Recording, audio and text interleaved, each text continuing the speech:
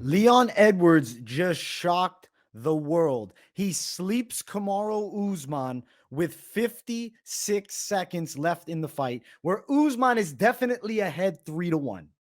Guys, make sure you smash that like button and subscribe if you're new. Let's talk the matchup.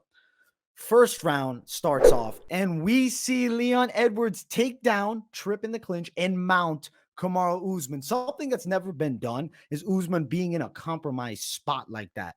Edwards in the full mount. He eventually has a body triangle and has locked up the back of Usman, shooting for the rear naked. The only loss previously to this one was against Jose Caceres. The second pro fight of Usman's career was a rear naked choke. So you could understand the fears of the people. The commentary booth was talking about it, and I was nervous for a bit. But Usman, he fought the hands well. Round ends. Punches at the end by both. Then rounds 2, 3, and 4, you see a shift. Usman comes out very aggressive in the second, controls the fight, starts getting a bit more comfortable landing takedowns. Lands 1 in the second round, lands 2 in the third round, lands 1 in the fourth. We go to the fifth round, and Usman seems to be ahead just in the striking. He's backing up Leon Edwards.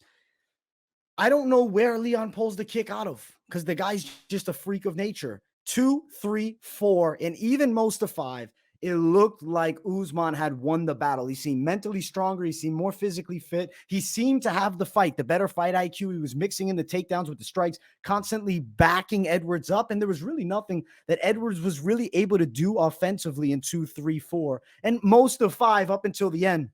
Couple shots landed, but nothing real significant. You see Edwards get stunned by an uppercut, cage punches, some ground and pound. It seemed like Kamaru Usman was on his way to another title defense, tying Anderson Silva's record and truly cementing himself as the greatest welterweight of all time. But instead, Leon Edwards flips the script. Left high kick, which is something I did mention was possible, which was a low likelihood possibility. It was a Hail Mary. I said the only way I could see Usman really pulling out is if a left high kick lands. Leon Edwards is a tricky southpaw stance. So if he's able to land that left high kick somehow and just sneak it right through the guard, that's how he wins the fight. And it ends up touching the chin, which was a shocking result. I was more shocked than I've been with really any fight because Usman had it and he seemed comfortably ahead, and it's just one high kick and the fight ends.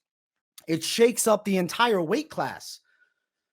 You move forward to the next matchups. Okay, you have Usman Edwards 3 for sure. There's no doubt about it that that has to be the fight. And I think they do it in England for maybe the biggest MMA fight in British history. First champion was Bisping. He fought Anderson Silva there, and that was a tremendous fight. Now you have Edwards, defending champion, versus Usman. Holy shit, this fight's going to sell. It's going to be huge. I'm more interested in the trilogy than I was this matchup. And how does Usman recover from this? He's not a young fighter. He's 35. He's had surgeries and injuries. Yes, he was comfortably ahead, but still note that Edwards challenged him in the first round. And then he ultimately finishes the fight with a beautiful high kick that seemed surreal to me. I didn't feel like anything was real with that. It looked insane. They have to fight again. We have to run it back.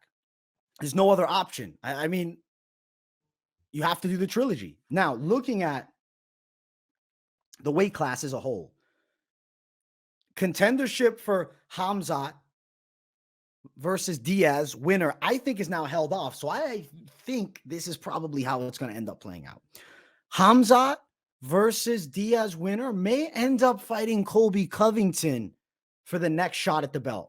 I think Colby could end up getting a third crack if Usman ends up pulling it off against Edwards if he had beaten Hamzat. Because there's going to be a delay. I know Hamzat said he's next in line. He's still got to fight Nate Diaz. And let's be honest, Nate Diaz's stock has jumped a ton after Leon Edwards just became the world champion. Because now his only previous recent L in the weight class, right? He just lost to the best. I guess obviously lost to Masvidal, but that was a stoppage because the cuts. And let's look at the Edwards fight.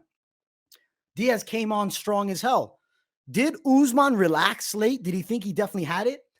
I don't think so. He still seemed like he was going for the win, but the way that it was set up with the hands to distract Usman, it made him faint right into the kick on the dome, and it puts him unconscious. Epic KO, epic night of fights.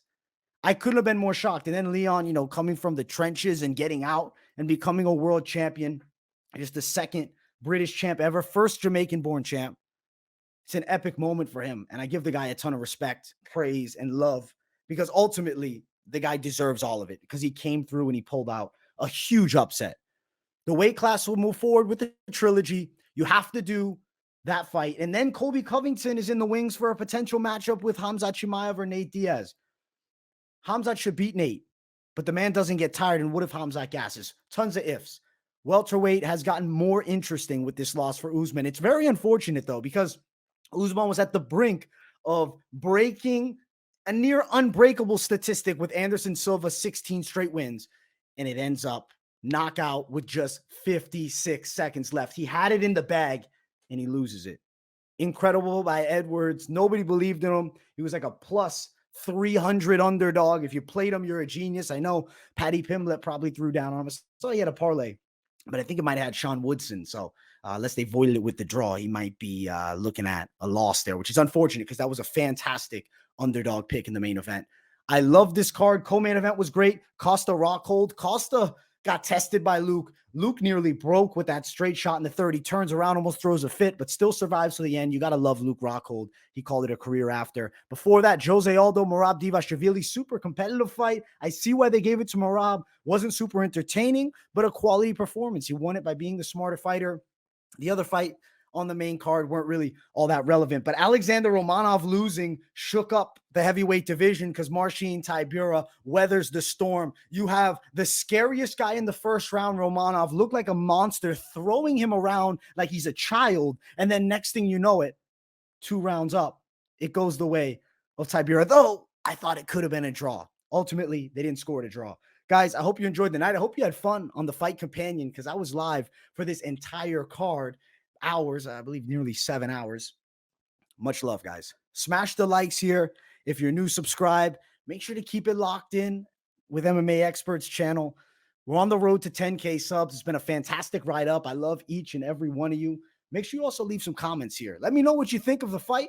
Do you think they do the trilogy, or does Khamzat Chimaev squeak his way into a Leon Edwards fight?